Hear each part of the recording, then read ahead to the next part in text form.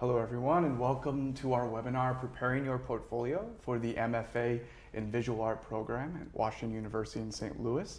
My name is Jordan McGurk and I am the Administrative Coordinator for the Sandfox School of Art, of Design, Visual Art, and I am here with two of our colleagues who are going to be talking to you a little bit about how to design your portfolio, sort of what we're looking for, and basically the sort of ins and outs and the processes that we go through when we're reviewing your applications. So I'll go ahead and let them introduce themselves. Hi, my name is Monika Weiss and I'm Associate Professor at the Sandfox School of Design and Visual Arts and also at the Film and Media Studies and Performing Arts departments.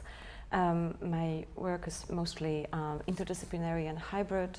I work in moving image, sound, public projects and installations.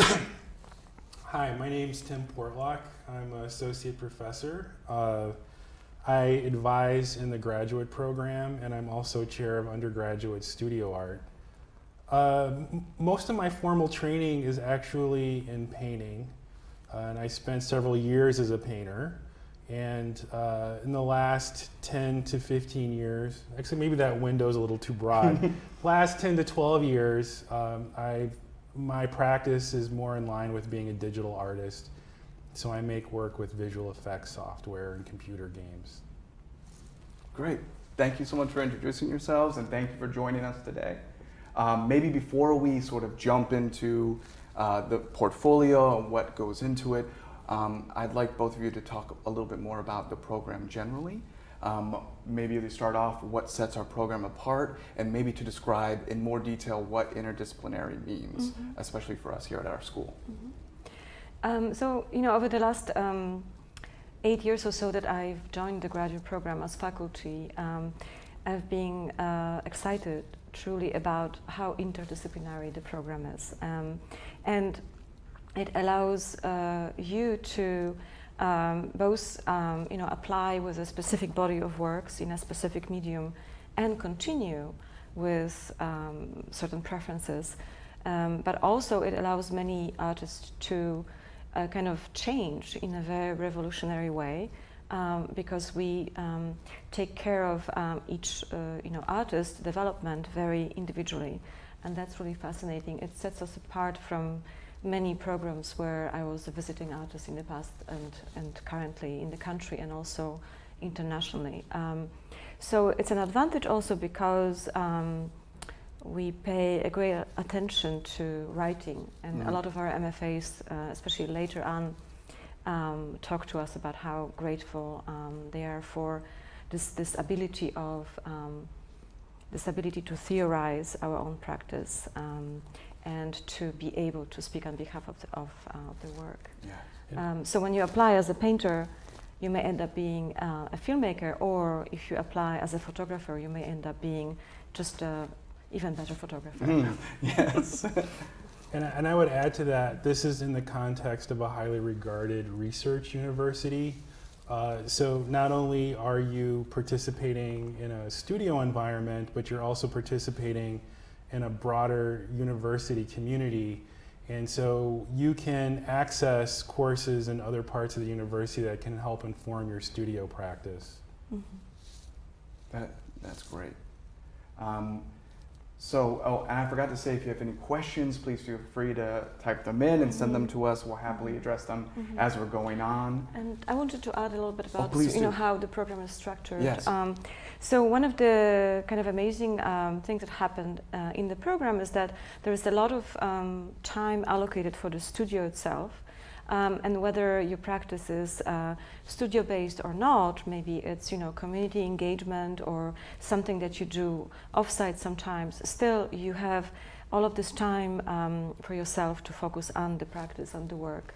And then in addition to that, there is certain requirements or a curriculum that helps to develop the practice, but also the thinking about it. So there is a first-year seminar in which basically everybody participates, and then there is also a thesis seminar, which I happen to teach, where basically we're trying to help you to put everything that you've done in the program as an artist together into one sort of wonderful statement. both as an exhibition and also as a text. And throughout the program, you have visitors, and we have external critics, Yes. and lots of attention is given to your work, not only by us, practicing artists and the faculty here, but also internationally renowned visitors, Freund Fellows, people who teach sometimes for a short period of time or longer. And also, you can use the entire university, as my colleague just said, to build an amazing committee, as we call it, a committee. So it's a group of people that basically become sort of like your artistic family, an intellectual family. And among those people are not only your close advisors, but also people from across campus. It could be scientists or musicians or gender specialists or geographers, etc.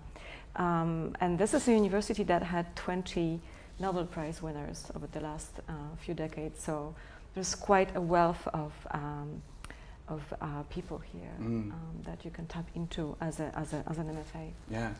So might say that it's not only encouraged, but it's expected that if you have these different interests, that you are going out into the school and bringing those professionals into your studio Absolutely, practice, yes. and engaging with them on a very personal basis, especially if you're interested in neuroscience or animal behavior or women's studies. The school wants you to bring those professionals in and to speak with them directly.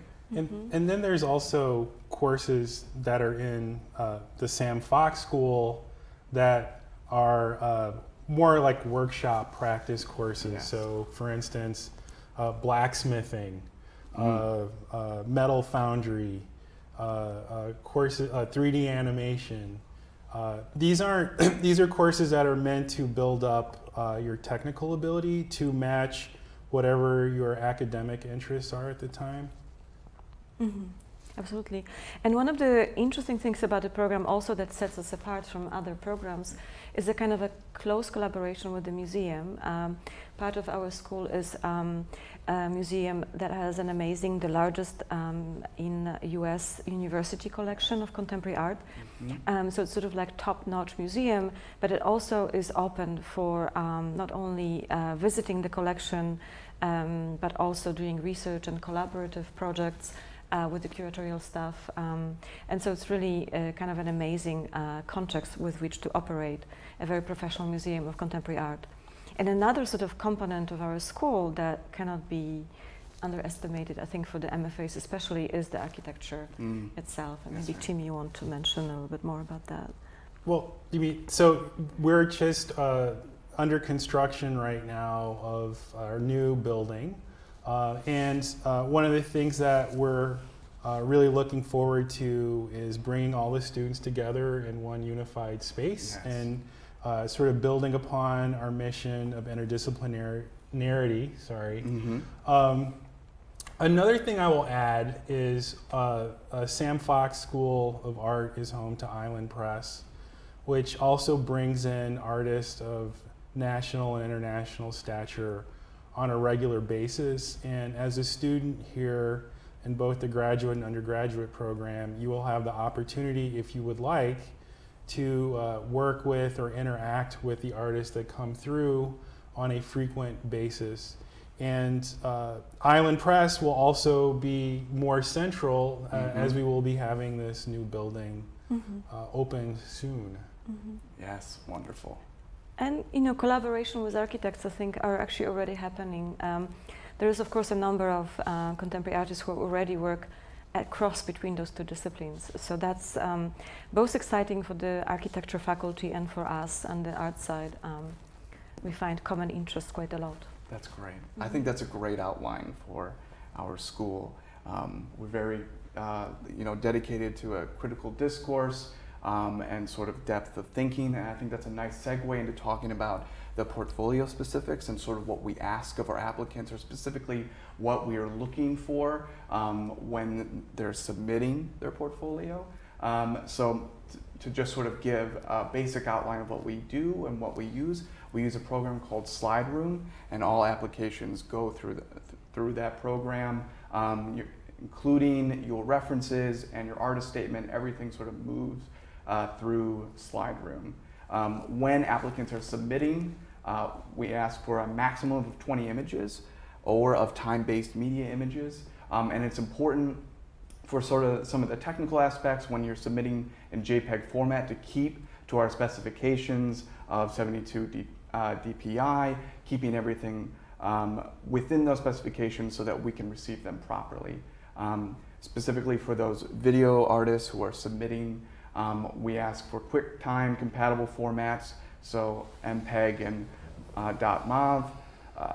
But you're also welcome, if you work within that media, to include links to those media in the descriptions when you're submitting the images. So those are the sort of technical aspects. And then of course we want you to label your images well, because our faculty and our reviewers are going through a lot of images at a time. They're going through a lot of applications. It's important that your images are well labeled, sort of following our format, which we indicate as last name, first name, title, and image number. Also description. Also, like, yes, including the description Yes. of the work. That includes media, that includes date. Dimensions, and duration. Dimensions, Yes. yes. So as we sort of dive in here to portfolio basics, we'd like to maybe get your advice of some of the do's and don'ts that we encourage applicants to sort of look into while they're submitting. So for example, we want you to submit up to 20 files of images, but we want to make sure those images are well curated. And so maybe either of you can sort of speak on behalf of what we mean when we say that. So I feel that, you know, one of the interesting sort of hesitations that maybe an applicants sometimes have is, shall I show everything I've ever done? How can I show everything that I am or I can do? And that's really not necessarily the best approach. It's a little bit like when people apply for grants. What we look for, and your work is being seen on a large projection screen, we know, with beautiful sound equipment if necessary, by faculty. So it's given, you know, a lot of wonderful display and a moment of attention. Yes. And so what we're looking for is a coherent body of works, a kind of a meta view of what you're up to these days, and what are your best works, you know, in a specific series of works, for example. And that does not mean that what you're doing now and your best work now, that you will be wedded, so to speak, to that work right now.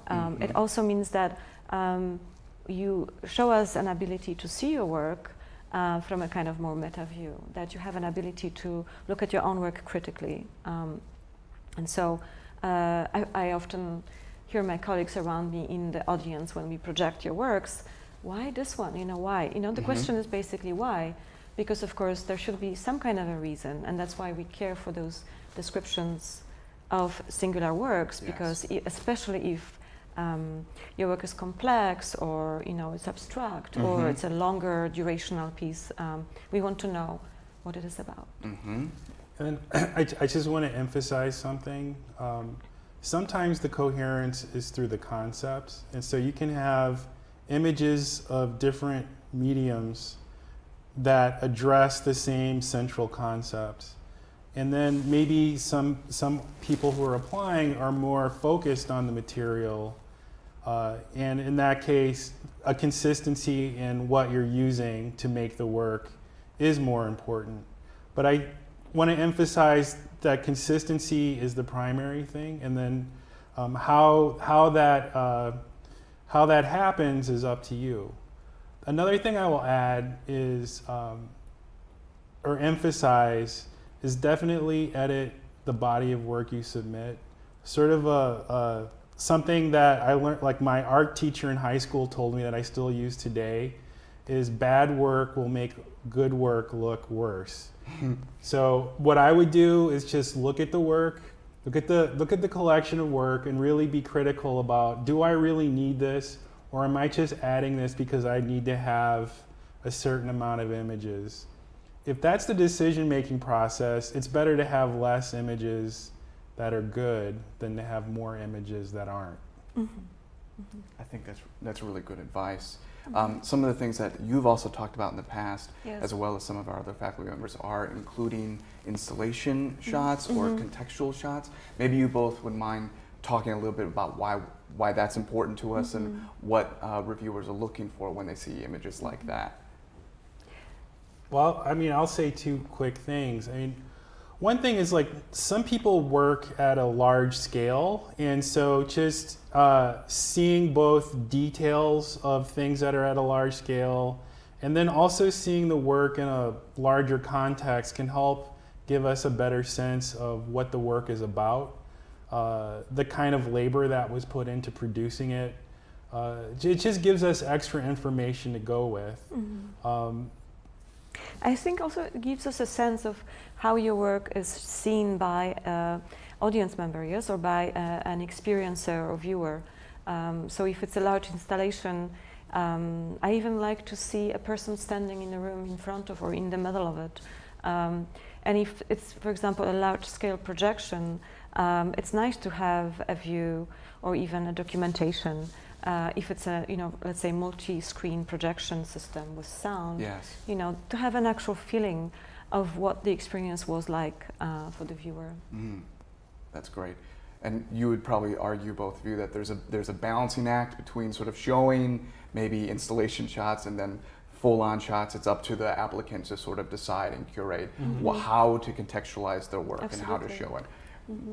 If you work in miniature painting and there is a hidden story and narratives that are tiny and only could be seen because of being very close to the work, so of course do that with your camera and take at least one shot or two of a work that is mysteriously small, yes, but also maybe show it to us in a larger room so that we see that the work is tiny vis-a-vis the body of the spectator. Yes. We can only understand what is shown to us. So I would really pick sort of the key aspects of the thing that sort of embodies what it is that we need to know.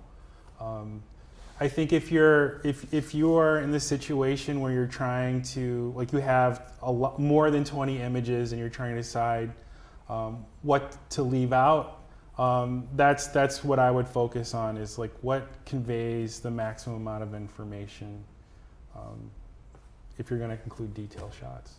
I think that's great advice. I think that's wonderful. And then, of course, remember to spell check when submitting your work.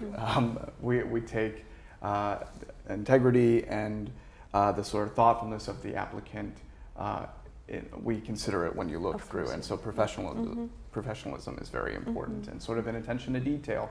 Take your time, make sure this application is what you want it to look like. Should we talk a little bit about the writing that Yes, comes with it? yes, I think that's a great idea. It's a wonderful transition. So if you'd like, go ahead and... I've spent a number of years sometimes invited to panel reviews of grant applications. So this is not unlike something like that.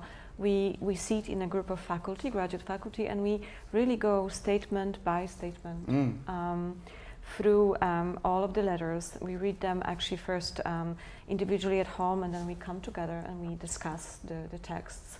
And when one is in a position of seeing a lot of them, something very interesting happens. Statements or phrases which are not true kind of pop up. Statements which are too general, which are just about life in general. Feel in a sense redundant.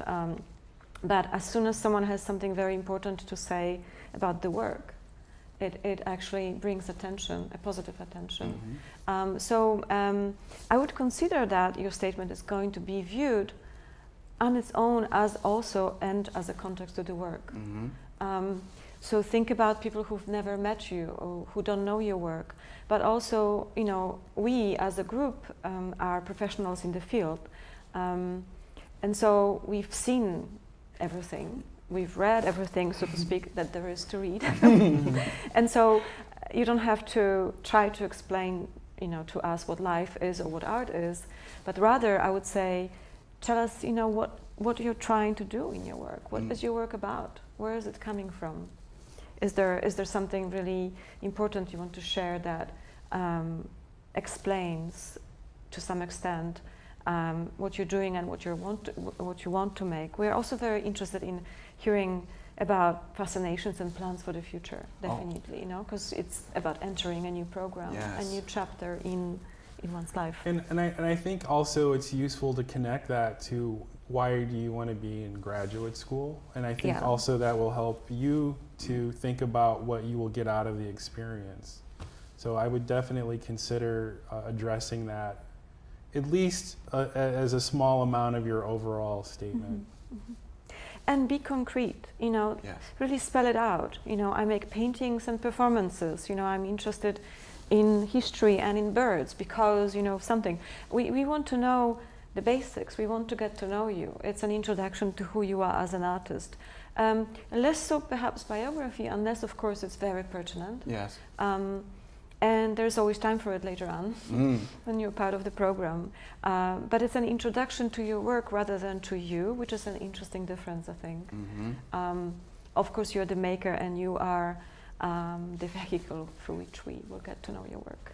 Yes, and I think that also pertains really well to the fact that we are a top-tier research institution. When you're looking at these statements, you want to extrapolate out of them, particularly what you think that applicants might be mining later when they come to grad school, right? Yes. Really identifying those points of interest, but also the areas in which they are going to grow and plant themselves within.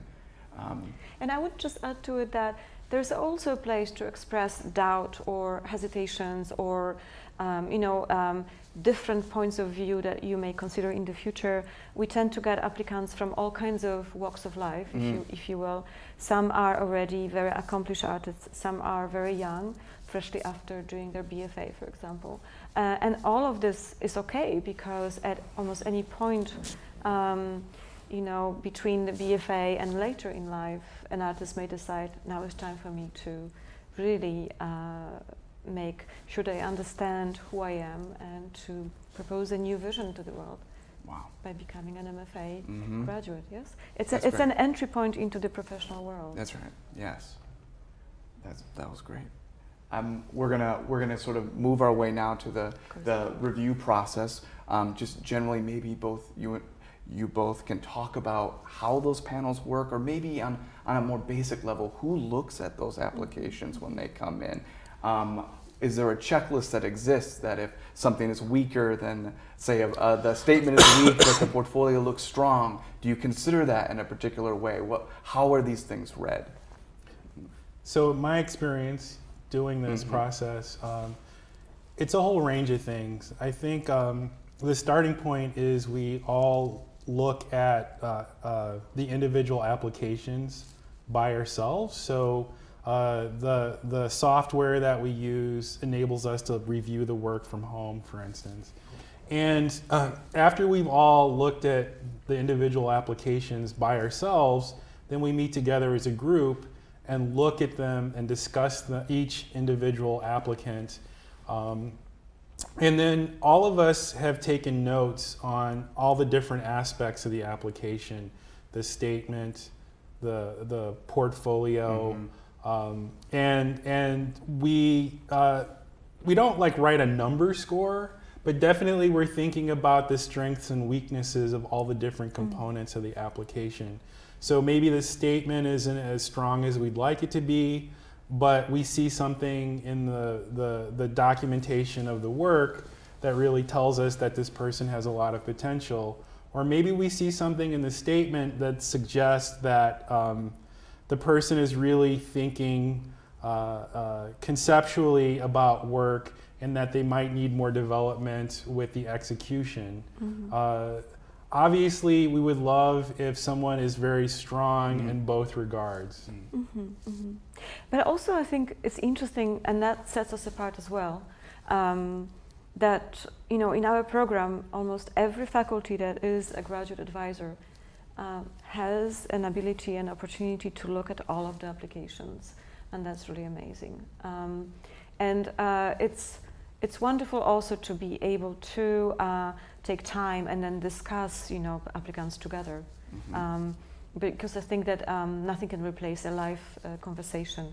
So there's nothing impersonal about it, but we do look at both the images or the files of the works themselves and the statements as kind of two categories that both belong together but also may damage one another, yes? Oh, sure. So of course, if someone is an amazing writer, but their work is not shown at least as very convincing, that will take away a little bit from the statement and the other way around. That's why it's so important to be both able to express your work and also to take very good documentation and curate what you saw. And I would add that we see, because we're looking at the work at home, like most of us will be looking at it on a laptop, for instance. Yes. But then we also, when we look at it as a group, we see the work blown up on a really large kind of film screen.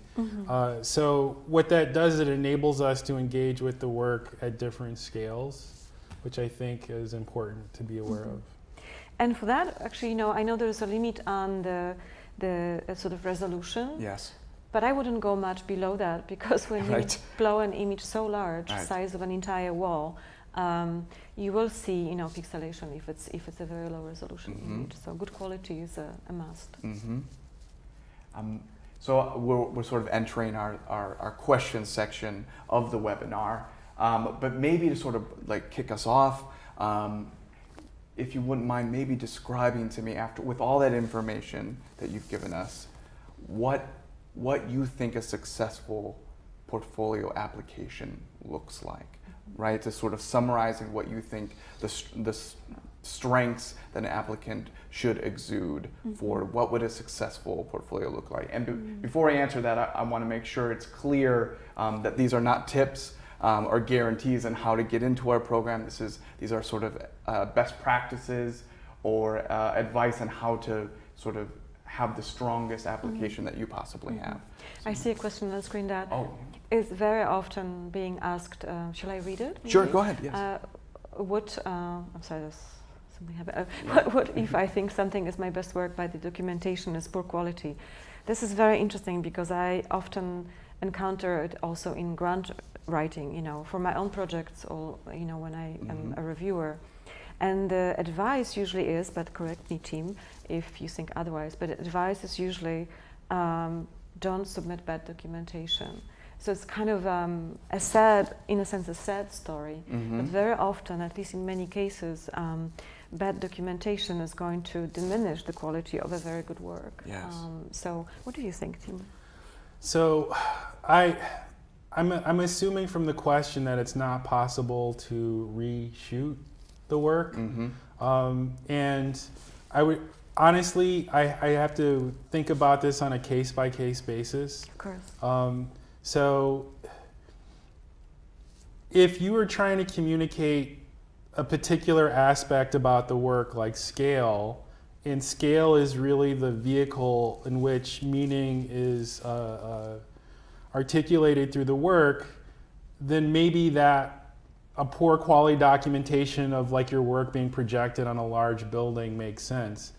But if the work being projected on the side of the building is meant to, that I meant as a viewer to experience it as a beautiful thing, and you have poor documentation of a beautiful thing, then I think that would undermine the point of submitting that image. So I think you have to ask yourself the question, just to reiterate, what is this poor quality image supposed to communicate?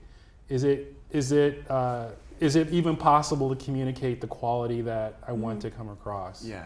But for example, if it's a socially engaged practice and a video has been taken with a shaken hand, from your pocket during a demonstration somewhere on Tahrir Square, of course it's going to be poor quality, and we will be watching it with like a heartbeat like this, If it's a situation where no other quality is possible because the work is, engaged with situations, real life situations, for example, yes.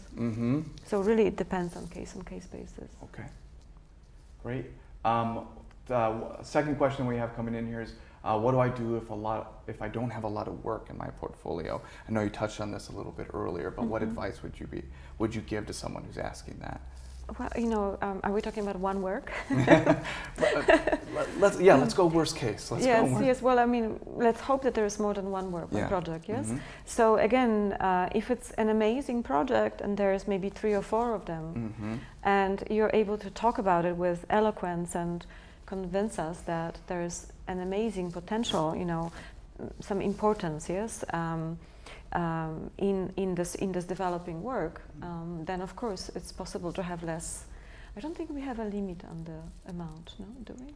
I don't. There's not We have necessarily. a There's not a minimum. Yes. But sounds like what you're saying is, if you have work, you should be showing it. Yes. Like a good amount of it, right? Absolutely. Yes.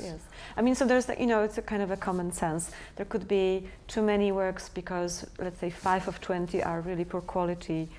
Both works or documentation, Mm-hmm. then it's better to go down to 15, yes, or even 10. Mm-hmm. But I think going below 10 or you know having 3 is going to be also in a sense saying, so what's happening? Yes, what's going on? Yes. What is this artist doing or making? So really, it's a kind of a common sense. You put yourself in our shoes and you try to represent the best and also as much as possible the work that you're making. Right. I would add that there are other factors and that may come into play. So like, what is your life experience and what's the arc of your life experience? So I would say if you have a background in, like, I don't know, I'll just randomly say, like, you're coming out of anthropology, you took courses in art in undergrad, and you decided after you graduated from school that you wanted to be an artist, and somehow there was a linkage between your past work as an anthropologist and what you were talking about doing while you were here as an MFA student, I might be able to rationalize how your work is informed by a sort of theoretical background. Yeah. But I want to come back. So I think like that would be a factor in not having as much work. But I could see the potential. But I have to reiterate something that Monica just said, which is, if you don't have a lot of images, then that makes me wonder, like, why don't you have a lot of images? Have you been making work long enough to generate a lot of images? I mean, I think that's like kind of the tricky thing with having like removing images out of the portfolio because it's poor documentation. At a certain point, if you pare down so much, it's hard to tell what the reason is. So I think like one solution might be to address that in the statement. Yes, That's and good. we actually I have now an advisee who comes from science background, and she was a practicing scientist and then became an artist most recently and decided to make work. So her application portfolio was very different than others, but the case has been made for, as Tim just said, in her statement she told us that that's what happened, and somehow she wonderfully explained how her life journey brought her to visual art. So yes, it's possible to work with different versions of your life experience. Yes, and I guess if I'm sort of like piggybacking off of that, we do have applicants. I love who that come, American expression. I know, right? That we have applicants who do come from other fields outside of visual art and pursue masters in visual art, and so these questions about the portfolio do pop up, and so this is something that like easily transitions to that sort of conversation as well, as how does someone who maybe doesn't have as strong a background and is considering an MFA is designing their portfolio, or who doesn't have a direct art background is now considering an MFA. The sort of considerations of the portfolio and the statement balance applies to those students as well. Would you say that's relatively Absolutely. correct? I think then I would be looking for a reason why, yes? What happened, So you decided to become an artist and to really go for it. So what, is there an event or some kind of a, transitional moment that made you decide to really zoom in on that particular life journey? It's like saying, I'm just going to be a poet now. There's usually a reason. That's right. Some kind of a desire to enter. Okay, so I guess we'll go back to sort of our final sort of conclusionary question of what does a successful portfolio look like to both of you. So just kind of like wrap up basically what we've gone over the last 30 minutes. So what do you think those highlights would be, Tim? So there's two components, and each one would be strong. So the statement would, there's a statement, a biography. The statement would have a strong, compelling reason for making the work that you do. It would also help me to understand why do you want to come to grad school to make the work.